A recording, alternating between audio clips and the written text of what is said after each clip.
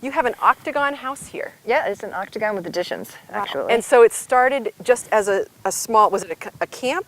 No, it was just an octagon. Bob actually was going to build a log cabin, and then there was an octagonal barn on the front page of the Sentinel, and he someplace in Vermont. So he went to look at it, and they had plans. Wow. So he just really liked it. Yep. Yep. So, So then you built on from there, but right. But you built this all out of pocket, out Yes. of your own pocket. You never Yes. took a loan or No anything mortgage. like that. Never had No? a mortgage. Wow. Wow. So today we are here with Celeste Longacre in my backyard. And we're actually here to talk with her about her garden, but she has a very unique house here. And we just took a little tour on the inside. It is really interesting. It's very homey, very cute, very warm, easy, totally easy to heat. Yeah. Completely easy to heat because Yeah, it's a all small open. house, right? It's a small house, but it doesn't feel small because it is open. Yeah. Very And natural. so you started out with just the shell and electricity? No, No electricity. no, 11 Yeah. years before we got electricity. Wow. Wow. And hot running water. But now, and in this day and age, let's tell the viewers what we have. We have a bathroom. Yes. We have Sort of. running water. Yes. We have electricity. We have electricity. But we have solar panels. solar panels. Yep. Let's see. We have a sun space and a screen porch. And screen porch in the back. Yep. Yep. And living quarters where you have your bedrooms upstairs in a Yep, loft. yep. And the part that I'm really interested in, although this is beautiful, is you have a cold cellar. We have a root cellar. A root yes. cellar for your potatoes and carrots And beets. And that's what we're going to focus on today is her beautiful garden. She has all kinds of vegetables, but let me back up just a little bit. Okay. Okay. Where I first met you was about 10 years ago, and you were doing astrology then, and you came and talked with a group of us in Vermont. Okay. And you gave us this information about numbers. So all I really knew about you was astrology. And then last winter, I ran into you again at the Walpole Farmers Market. Yep.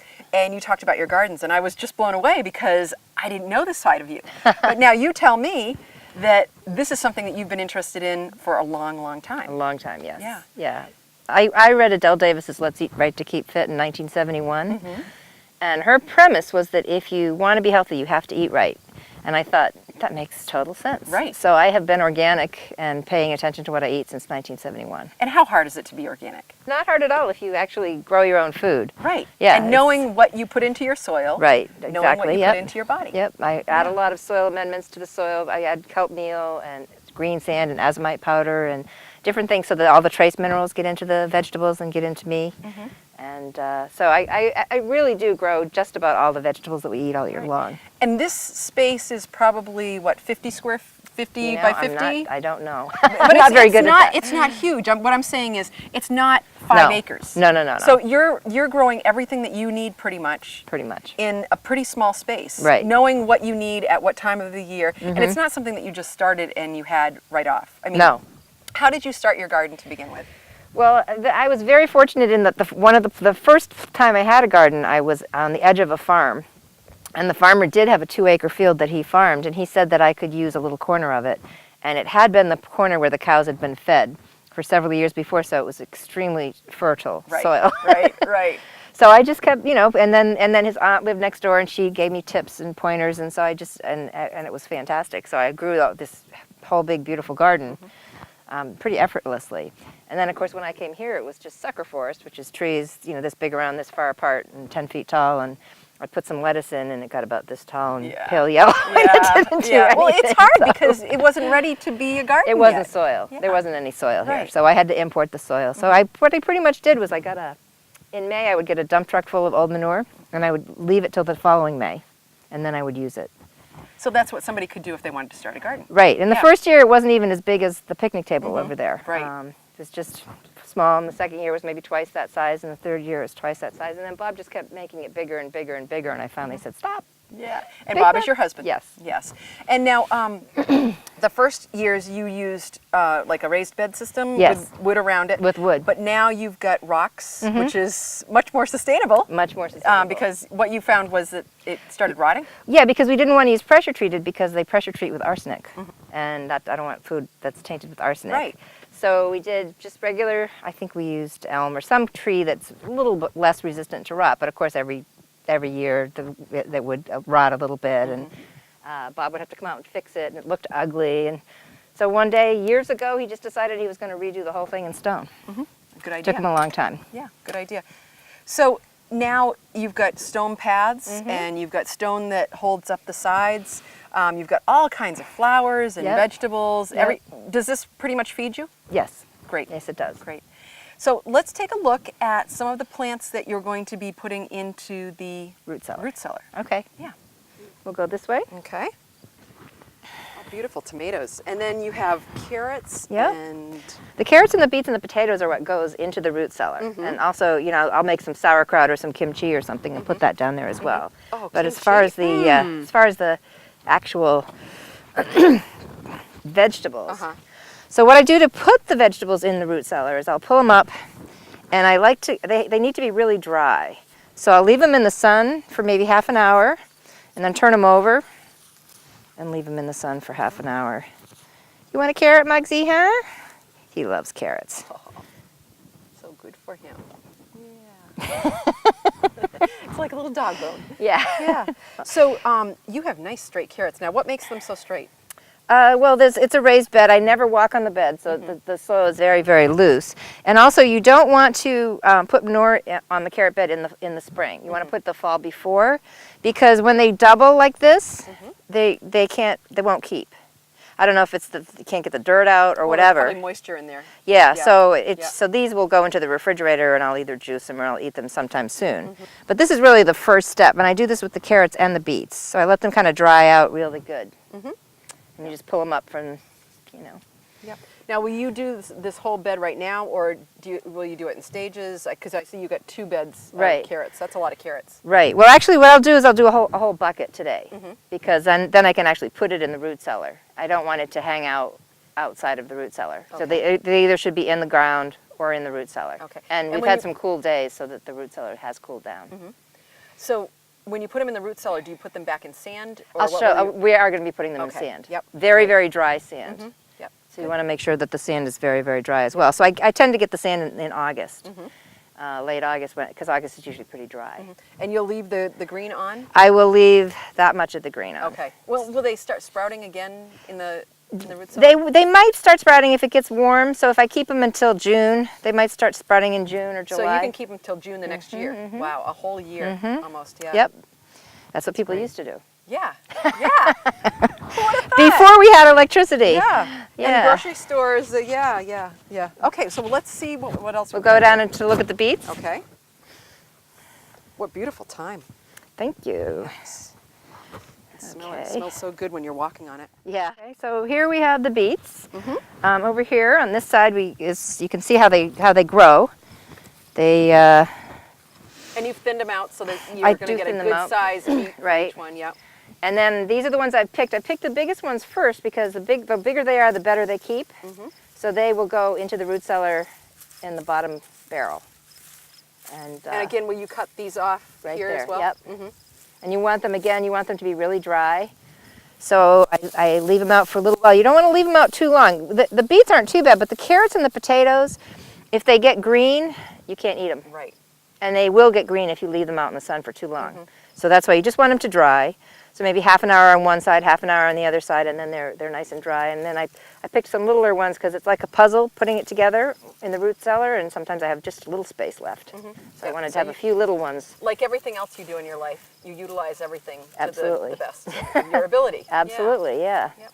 So, and they retain a really nice flavor all year long. Now, what will you do to this bed in order to prepare it? Will you grow beets again here, or will This you grow wasn't a something beet else? bed. This was a beet bed. Okay. This was actually the garlic bed, and I picked all my garlic earlier, and I make it into garlic powder. And how do you do that? Well, you have to pick the garlic. There's a little bit left still in the ground, but you have to pick it in July when there's 4 leaves left on the stalk. And I pick 8 garlics at a time, and I tie them up, and I hang them up for a couple of weeks, 2, 3, 4 weeks, and let them start to dry. And then I separate all the cloves. Then I cut the tops and the bottoms off the cloves and peel it back a little bit and put it overnight in the dehydrator. It's an electric dehydrator. And then I peel all the cloves. Then I slice it in my Cuisinart. Yeah. Put it back in the dehydrator for about 7 days. Uh-huh. And then it's chips, dried little chips. And then I put them in the blender and I hit chop.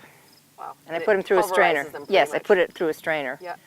And that garlic powder will last for almost forever. Yeah. You know, I never think about how they make garlic powder. Uh-huh.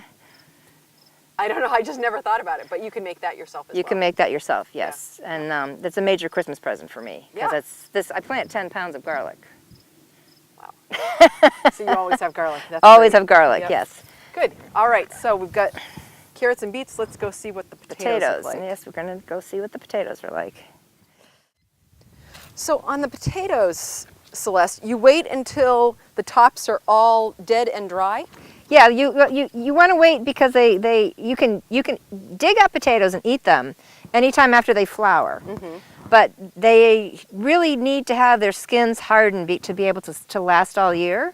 So you want to wait until the root cellar is cool enough, basically. By then, usually it's September by the time I dig up the potatoes. And I have to tell you that digging potatoes is my favorite. Oh yeah, It's my favorite of anything that I do in the garden because it's really, isn't it like finding treasures? it is. It's Yeah. like, so I go really far away from the potatoes and just loosen up the soil. Yeah. And then I dig them with my hands because I don't want to hurt them. There's a Beautiful. potato. So are these Yukons? These Or are Kennebecs. Kennebecs. Oh yeah. These are really nice. They got to be a really nice size. So this bed is all baking potatoes. And I have another bed over there that's a boiling potato for mashed potatoes. And are those Carib or? Yep, Yeah. curry base. Yep. I love curry base. Have Yeah. you ever had them? I have, and they taste really good compared to, you know, like again, the potatoes that you buy in the store are nice. Yep. But those, they're really white and fluffy, and they make are the like best mashed velvet in your potatoes, mouth. They're but they don't delicious. bake. Right. You can't bake with them. And these Kennebecs make really nice baked potatoes. Mm-hmm. So what I'll do the same thing with the potatoes. I kind of brush them off a little bit, and I leave them out in the sun, maybe for just half an hour on one side and then half an hour on the other side, and let them get really dry, because they want to be really dry going into the root cellar as well. Right. Now, I know that potatoes take a lot of nutrients out of your soil. So how do you fertilize this bed and prepare this for next year? Or again, you probably will move this, wouldn't you? Well, yeah, I move everything around because if you do have a bug that likes potatoes and they come here this summer, then the potatoes will be someplace else next summer, so that it'll be hard for them to find it. Right. And also they do take different nutrients out of the soil. I do prepare most of my beds exactly the same, but potatoes don't like manure. Really? So, you know, they get scabby skins and stuff if you put manure. So I don't put any manure on the bed that I'm going to plant the potatoes in. Wow, that's good to know. So, one of the only things that doesn't like manure. Well, and that's the reason that I say it's good to know is that usually when you want to fertilize your garden, that's what you're going to use as Right, manure. that's right. So But green sand. green sand, kelp meal, azomite powder. I do alfalfa meal as well. Yep. And they all go in, and they have a lot of trace minerals in them, so that the trace minerals are getting into the vegetables, so they're getting into me. Right, right. And again, all the good stuff. All the good so stuff. this is really pretty close to being as organic as possible. It's completely organic. It's completely organic. I don't use any chemical fertilizers. I don't use any chemical pesticides. So I really don't use any chemicals at all. Do you know why we as a country started using chemical fertilizers? Because the companies needed to find a place to use them? Because after World War II, the government had so much bomb-making material Right. left over, they Right. needed a market. Isn't that crazy? Isn't that a wonderful story? Doesn't Yeah. that sound nutritious, bomb-making material? And we're putting that into our bodies. That's what we're doing. Okay, so you said Absolutely. you also have sweet potatoes, and now these, I thought that these were going to look just like potatoes. No, it's a, you know, I think it's a different family even than potatoes. Right, right. Potatoes and tomatoes are the same family, and peppers. Who would have thought? Well, somebody else would have thought, but I Yep. wouldn't. Okay. So with the sweet potato, the main plant's right here, so I don't want to hurt the sweet potatoes, so I just loosen the soil way far away to kind of, because they grow really deep. And now, why did you use the plastic? The plastic actually, the sweet potatoes like it over 100 degrees. So if you live like we do in the north, you know, where it's not so hot, you need to put the black, this is much better than black plastic. It warms up the soil. So then I kind of say, there's a sweet potato. Dig them out. There's one. Nice. And And sweet potatoes are funny because they're actually alive after you pick them. They don't like to be cold. If you put them under 50 degrees, they shiver and start to die. So they like to be in a warm place. And you want to pick them carefully because you don't want to bruise them. So when the plant is growing, it has all of these roots, and these are they like tubers? And they go out like fingers from They the go down plant? a lot, and or they can go out. See, there's still quite a bit left here. This guy's got a bunch of little guys. Sometimes you'll have a really big one. This one might have a big one in there. Now, because they're so small, can you eat the skins? Wow. Wow.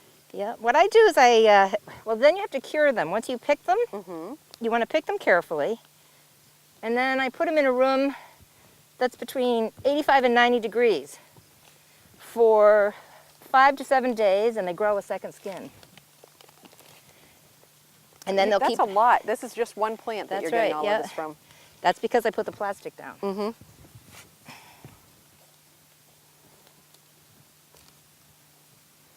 And they grow a second skin, and then they'll keep for up to a year. Wow. But you want to keep them in a warm place. You don't want to put them in the fridge. You don't want to put them in the root cellar because it's too cold. So putting them in a drawer or something in your kitchen, or Yep. Yep. And these I put in soups. Oh, so you can use everything. You can use everything. Oh. So- yeah. And then do you give your chickens the greens? You know, I usually do, but I didn't give them the sweet potatoes because I wasn't sure. So what I'll do with these now is I'll take them and wash them. And what I do is I put them up in my daughter's room because she's got a tiny little room with a heater. And I just lay them out on her desk and chair, and they form a second skin. And even like where it gets cut, it'll form a skin over that. Yep. Wow. And those, look at the color on that. Isn't that beautiful? Gosh. And they're delicious. But they taste better after New Year's. Just Yeah, fresh picked sweet potato doesn't taste that great. Yep. You want to Must let be them age a something to do little with the bit. sugar. Yeah, you Yeah. want to let them age a little bit. Okay. But that's a nice crop Yeah. from one sweet potato plant. Nice New Year's meal. That's right. So this is where all your chickens are. This is where the chickens are. It's where the chickens live. And Have a this, nice coop. yeah, this is beautiful. How many chickens do you have, Celeste? Right now I have 29 layers and 17 little guys getting ready to, here's an egg. Wow, that is beautiful. Yeah. And you know, the color of the yolks, I have people at work that love Yeah. the eggs. They are so yellow Yeah. compared to the ones They're in the store. orange. Yeah. They're yeah, really orange. Yeah. Yeah. Yeah. And my eggs, I don't know what it is, if I'm feeding my chickens, and they get organic feed and they get things from the garden, but my eggs are sometimes this big. They don't even fit in the regular size Oh yeah, cartons. sometimes I get eggs that are that big yeah, as well. yeah. So I don't know, but Yep. I say that it's happy chickens. Happy so, chickens. yeah. They definitely are happy Yeah. chickens. So you have how many again? 29 layers 29 layers. and 17 little ones. Okay, and the 17 little ones will be layers in About a few month. a month. About a Okay. month. Okay. So some of these guys will be dinner soon. They will be, yes. Okay. And so how do you cook? Because I've always heard that layers, the meat is a little tough. You can't bake it. You can't not Right, bake so it. you're not You gonna have use it, You have yeah. to steam it or make it into soup. But I think that soup is very, very healthy. Right. And I cook my soups for about 48 hours. And I always include the chicken feet. And now what Because- does the chicken feet do? The chicken feet has the highest amount of gelatin in the bird. So it's very, very, very good for you. And I cook it for 48 hours. And I always add beets and carrots. And if it's summertime, I'll add the carrot tops and the beet tops. And sometimes a little tiny piece of a really good quality liver. And just because vitamins and minerals are water soluble, so it goes into the soup. So it comes into me. Right. And my right. soup ends up being very, very dark brown. Yeah. But it's, and like you said though, everything good is going into that soup That's and right. it's going into you. Yes. So that is what's really important, is thinking about what's going into your body. It's Yes. stuff that's organic or it's natural, no pesticides. And good soup stuff. is very easy to digest. Right. Yeah. Yeah. I Very mean, easy to you know, like digest. when you think of like Indian food, you know, it's spicy for a reason, and it's cooked for a long time, and they do the same kind of thing. They have really good ingredients that Yep. they use in their meals. Yeah. Yeah. It's great. Yep. Wow. I've learned a lot today. Oh, good. Yeah. Well, we need to get the roots in the root cellar. Oh, that's right. Yeah, because they've been out there for a while. We don't Right. want them to turn green, That's so right. let's get those going. Let's get that moving. So Celeste, these look pretty dry. Yeah, they're pretty dry. So you want to start with a bucket that has like a little layer of sand on the bottom. And then you want to take the carrot and cut off leave a little bit on the top. You can take the dead stuff off if you want. And then I usually just brush it a little bit with a very dry, easy brush, and then I put that in. And you want them not touching each other? And you're laying them flat, not up Right, and down. I'm laying them Okay. flat. Okay, so I'll put in a couple here, and then I'll show you. I'll tip the bucket. And they're not touching. They're Yep. not touching. Mm-hmm. Put another big one in because I think there's room for And a it's big nice one. doing this in the shade. Yeah, I always do it in the shade. Yeah. I always do this in the shade. Oh. And this is something that your whole family could get involved with. I mean, the kids could True. help you with this. They could, if they were so inclined. Mm-hmm. But what I'm going to do is I'm going to do a whole row, not touching, and then I'm going to completely cover it with sand. And then I'm going to do another row, can completely cover that with sand. And eventually you can get a lot of carrots into a bucket. I don't really know exactly, but I would guess you might even be able to get 100 carrots in a bucket. Mm. And then you can stack the buckets in the root cellar. So, and they have to be perfect too. They can't have any nicks or bites out of them because they won't keep. So another thing, I used to have a lot of trouble with the carrot weevil. So now I have my carrots are ready to cover. And I heard that the carrot weevil lays its eggs on May 20th. So if you wait till after May 20th, you won't have the problem, or you To can plant. right, or Mhm. cover them. Mhm. So then I'm going to cover this with sand, Mhm. and I kind of go in between them first, so the sand won't knock them together. So one year it was kind of a late spring, Mhm.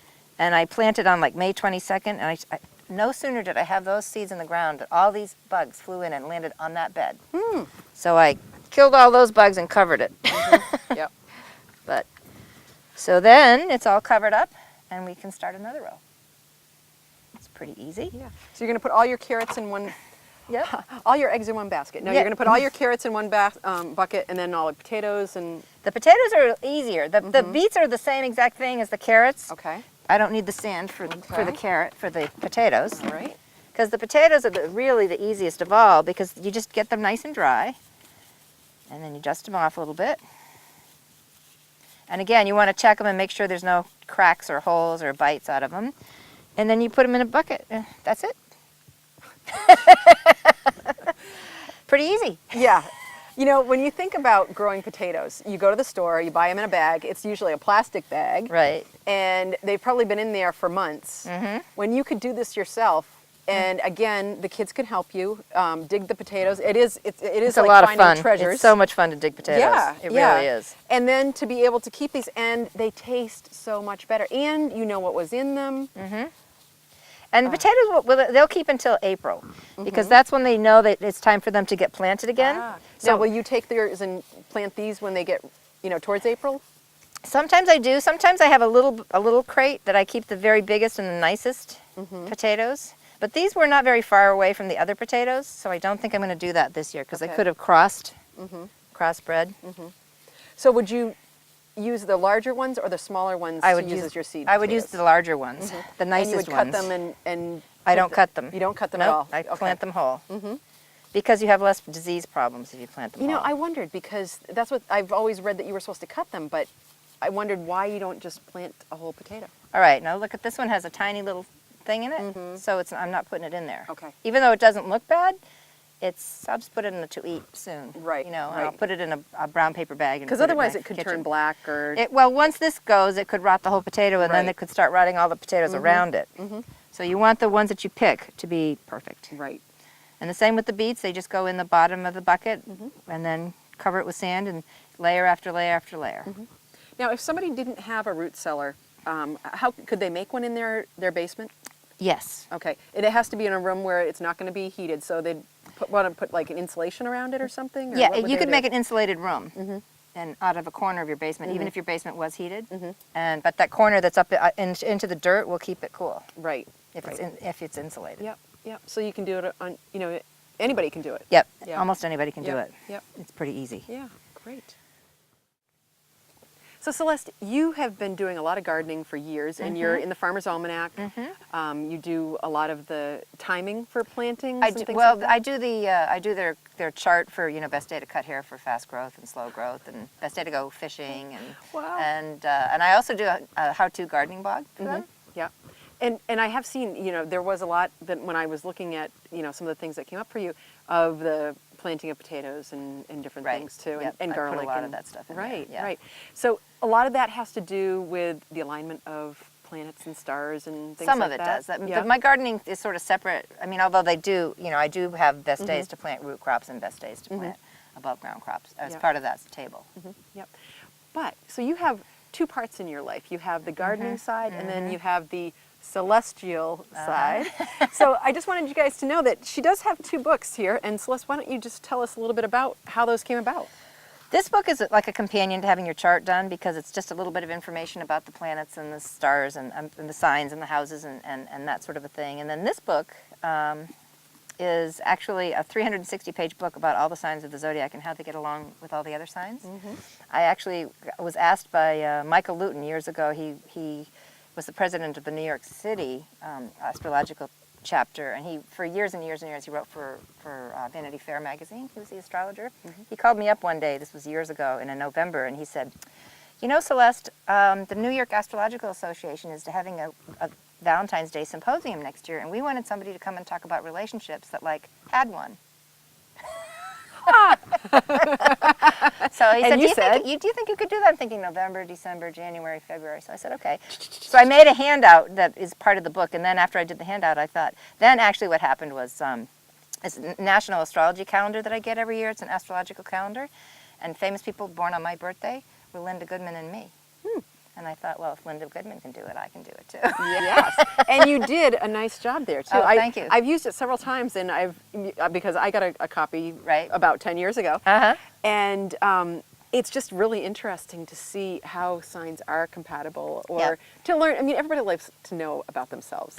Right, and they're lovers, and also you can Right. you can check out your friends and neighbors as well. And I have made it into an ebook for $2.99. You can download it, or you can get the paperback from Amazon. Nice, nice. So there's stores locally that you can purchase this, I'm sure. Sometimes. It goes off the shelf really quick, so make sure you get your copy. But it is a wonderful book, and I'm so glad that you were able to share your book with people and to share Good. the garden with us today. Good. So this has been Thank you wonderful. for coming. Yes, thank you. So today we've been in my backyard with Celeste and learning about all kinds of things that you can do at home in your own garden in a very small space. And these are all good things for you, so please think about it. If you're interested in more information about In My Backyard or some of the things that we do, or being a guest like Celeste was today, thank you very much, you can email us, and our email address is inmybackyardch8@gmail.com. So we'll look forward to seeing you again in my backyard.